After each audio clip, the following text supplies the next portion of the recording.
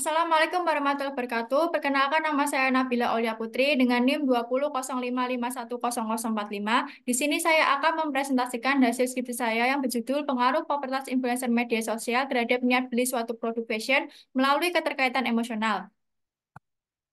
Latar belakang, jaringan sosial telah memberikan banyak peluang baru bagi produk fashion untuk terhubung dengan konsumen. Di media sosial ini, produk fashion semakin menerima pengaruh popularitas influencer yang mewakili alat baru bagi produk fashion untuk menarik konsumen wanita dan pria dengan konten fashion yang menarik.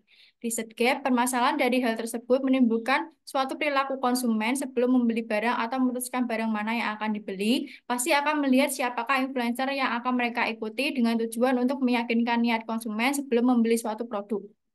Kemudian ada pertanyaan penelitian. Ada 4 pertanyaan yang sudah dijabarkan dan semua itu menanyakan tentang pengaruh positif dan salah satunya menanyakan tentang hubungan mediasi. Tujuan penelitian ada 4 tujuan yang sudah dijabarkan. Ketiga tujuan itu bertujuan pengaruh positif dan satu tujuan bertujuan pengaruh positif dan memediasi. Manfaat penelitian yang pertama, manfaat teoritis. Penelitian ini diharapkan dapat menambah referensi penelitian dan memberikan referensi bagi mahasiswa dalam penelitian selanjutnya terkait popularitas influencer media sosial, niat beli, keterkaitan emosional. Yang kedua, ada manfaat praktis.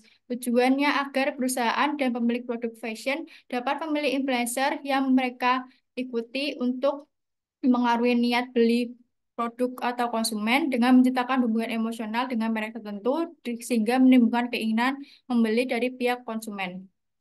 Terus ada penjelasan hipotesis. Pengaruh popularitas influencer media sosial dengan keterkaitan emosional. Keseharian yang dibagikan kepada pengikut melalui berbagai platform media sosial menunjukkan tingkat keintiman, kedekatan, kenyamanan yang dimiliki oleh kedua belah pihak, terutama yang dirasakan oleh pengikut.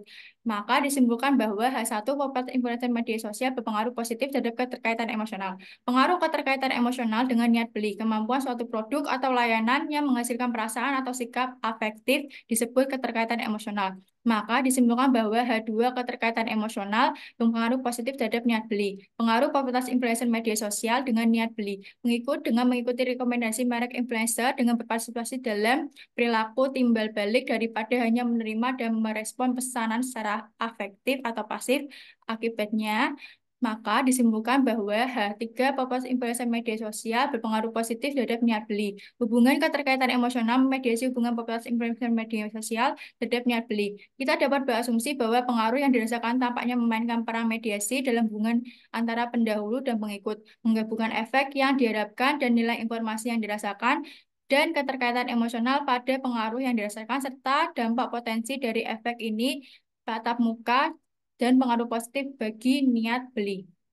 Kemudian ada model penelitian. Kemudian ada metode penelitian.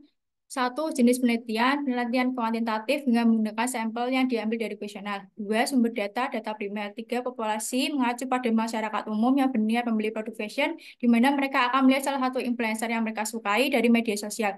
Empat, sampel sebanyak 170 responden. Lima, teknik pengambilan sampel post sampling dengan kriteria masyarakat umum yang aktif media sosial, pernah membuka Instagram dan juga berniat untuk membeli produk fashion dengan rentang umur 17 sampai 50 tahun. Yang keenam, analisis data, deskripsi responden, variabel, konversi validity, kesimpulan validity, uji reliabilitas, R-square, Q-square, goodness of fit model, pengujian inner, atau pengaruh langsung, dan pengujian efek mediasi. Yang selanjutnya ada analisis dan pembahasan. Deskripsi responden berdasarkan screening, yaitu lama penggunaan media sosial dan berapa kali melihat konten influencer. Karakteristik responden, jenis kelamin, umur, dan pekerjaan. Deskripsi variabel menurut jawaban responden yang diperoleh melalui kuesioner dengan skala Likert. Variabel popularitas influencer media sosial memiliki rata-rata 4,38% atau 4,38 yang artinya sangat setuju. Variabel keterkaitan emosional memiliki rata-rata sebesar 4,7 sebesar 4,07 yang artinya setuju. Dan variabel niat beli memiliki rata-rata sebesar 4,07 yang artinya setuju. Convergent validity semuanya memenuhi atau lebih dari 0,7 dan 0,5. Sehingga konstruk model ini memenuhi kriteria. Diskriminan validity memiliki nilai korelasi yang sangat besar, sehingga dapat disimpulkan bahwa model ini memenuhi kriteria. Uji reliabilitas, nilai Coinbase alpha dan composite reliability lebih besar dari 0,7, sehingga reliable. R square keterkaitan emosional sebesar 0,269 atau 26,9%, sementara niat beli 0,515 atau 51,5%. P square keterkaitan emosional sebesar 0,229, sementara niat beli 0,343 yang menunjukkan bahwa model ini memiliki refleksi prediktor. Goodness of fit model, nilai SMR model pada status model sebesar 0,058, pada estimate model sebesar 0,058, sementara dapat diketahui hasil model fit pada nilai NFI sebesar 0,887 yang hampir sama dengan 1. Pengujian inner model semuanya berpengaruh positif. Kemudian pengujian efek mediasi keterkaitan emosional dapat memediasi pengaruh melalui sifat mediasi partial ini menunjukkan beberapa bahwa variabel populasi influencer media sosial berpengaruh positif terhadap niat beli secara langsung dan jangka panjang. Kesimpulannya yaitu penelitian ini menggunakan PLS atau partial L/square. Sarannya untuk meningkatkan niat belanja konsumen di media sosial, maka influencer disarankan untuk memperbaiki kepribadian mereka, terutama pada keterkaitan emosional. Keterbatasannya yaitu penelitian yang dilanjutkan oleh penelitian adalah menggunakan kuesioner online. Yang kedua, keterlibatan responden dalam mengisi kuesioner.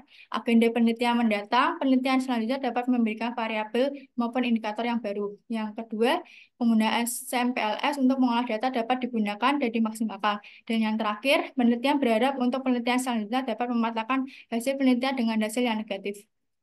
Sekian presentasi yang bisa saya sampaikan. Apabila saya ada kurangnya, saya mohon maaf. Wassalamualaikum warahmatullahi wabarakatuh.